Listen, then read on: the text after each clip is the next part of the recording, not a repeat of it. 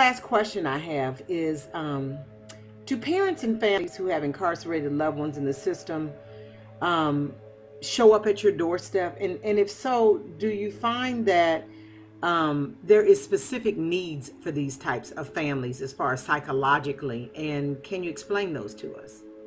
Yeah, so I've definitely had experiences with parents who have incarcerated children or parents who are on the brink of having an incarcerated child, and they can kind of see the warning signs that if they're not already incarcerated, that they're fearful that they will be.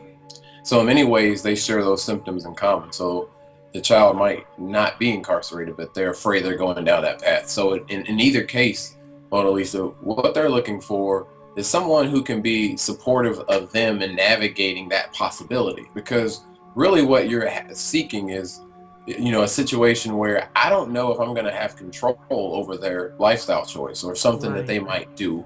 And being a parent, that's really difficult to fathom.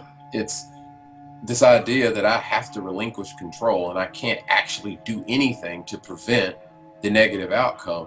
So I liken that to grief, honestly, Mona Lisa, because in many ways, if you think about grief, like having a child that's incarcerated, really it's similar to the grief response, right? Loss of a loved one or bereavement, all of those share in common this idea of a complexity of emotions like sadness and anger and frustration that all occur when we experience the grief reaction. And nobody grieves the same. But I guess the first thing that I always talk to these people about, Mona Lisa, is that first of all, this is the grief response, which is normal. Like you got to learn not to judge that.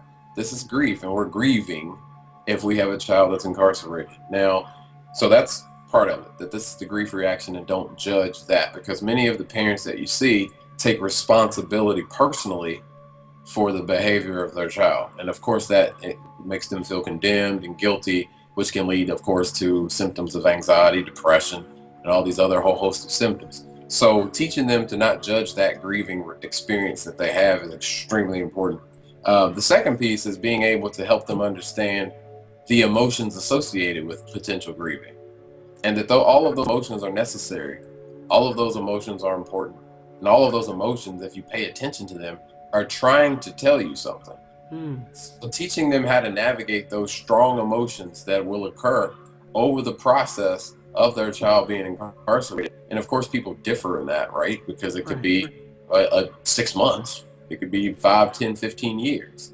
But the idea is that your emotional experiences are not to be judged, and helping them navigate those emotions as they proceed. And of course, not attribute blame to themselves, because that, of course, backfires and makes them feel increasingly anxious and depressed.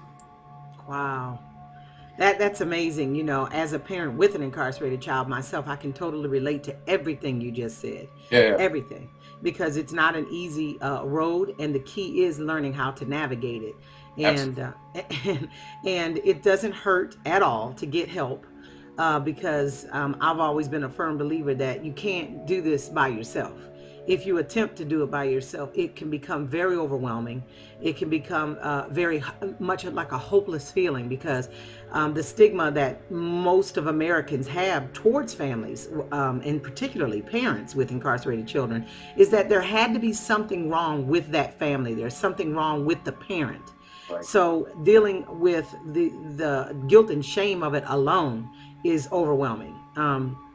Speaking of guilt and shame, when we come back the next time around, guys, we will be talking a little bit more to Dr. Chapman about overcoming the guilt and shame and trying to get an understanding clinically, how that's done, as well as how you can actually apply these steps to your life, whether you can get in front of a doctor or not. And Dr. Chapman, I really want to thank you for talking to us today. Telling us about you, your practice, telling us about what you stand for, and going really into PTSD. I appreciate that. I want you to know that we, as parents with incarcerated children, don't take you for granted. And I am telling everyone out there to share this video, to watch it over and over and over again. And, really, if you can, find your way to make an appointment with Dr. Chapman. If you cannot, Get online to Google and do your best to search out whatever you can to get the help that you need, because it is because of this type of help that I am prospering mentally now. And I want everyone else around me to receive the same type of help that I get, so that they can start to walk a more prosperous and free life. Because let's face it, symbolic incarceration starts in the mind. That's right. And right, sir, if we don't deal with what's in the mind first, the body's certainly not going to follow. So, Doc, that whole thing of symbolic incarceration, people don't really get it. I mean, but do you get that?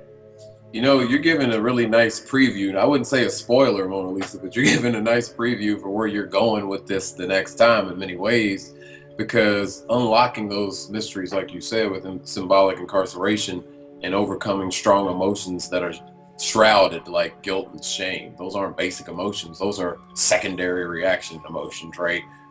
Those start in the mind.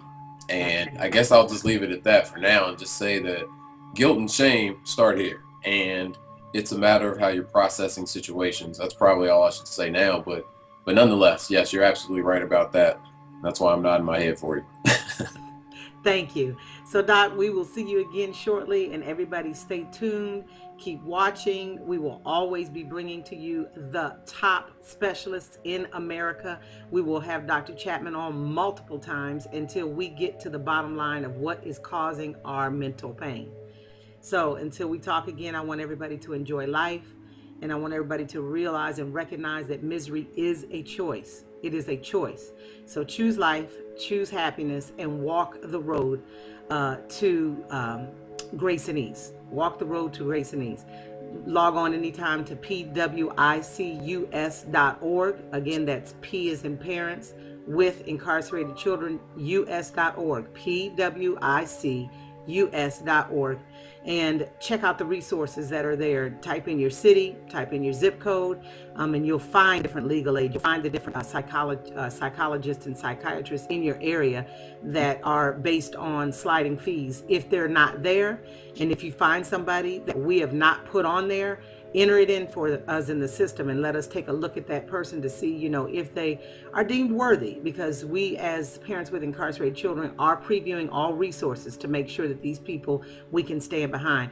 Dr. Kevin Chapman, I personally stand behind him. So you're welcome. And thank you again. You guys take care, and we'll see you soon. Thank you. Bye-bye. Bye-bye.